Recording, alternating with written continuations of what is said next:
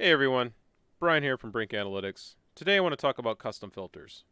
So custom filters are going to let you really narrow in on your data, and they're located right here in the lower left hand corner of the map window.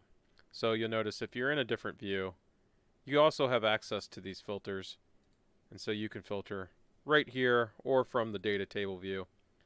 If I go ahead and sort these by value just so that we can easily see how they're working, you'll notice we have very high values for these single family homes. But let's go ahead and put a custom filter on this data.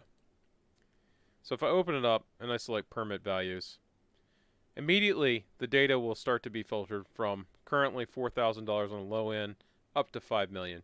Now this was just the value that I used last. If you've never entered in a value, it probably has some default values there, but enter in whatever you're looking for. So in my case, let's narrow this down very specifically to be between $4,000 and $5,000.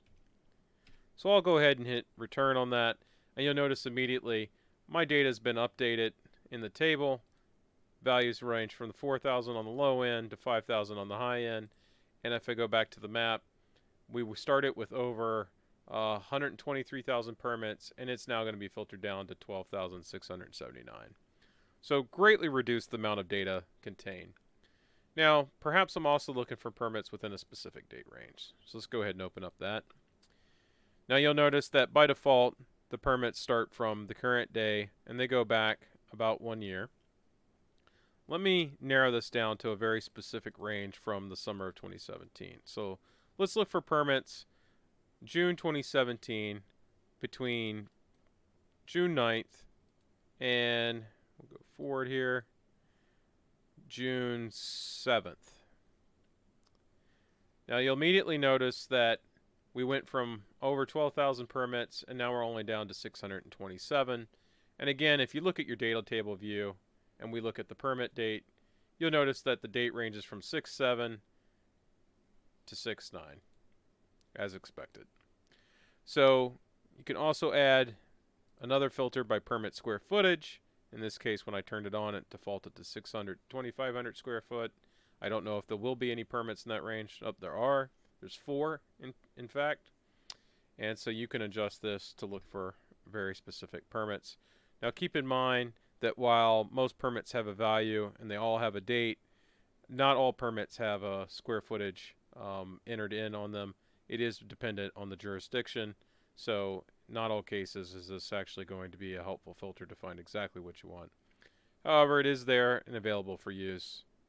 You can also search by permit notes, which really just makes active if you entered any of those permits and you have a note on them, you can easily go back and find them. In this case, we don't have anything entered, so let's go ahead and change that. I'll take that filter off. I'm just going to randomly zoom in. I'm going to select a permit. I'm going to say contact next month. I'll go ahead and save that permit. And then let me zoom back out so I can see pretty much the original view that I had before. Go ahead and let the map reset.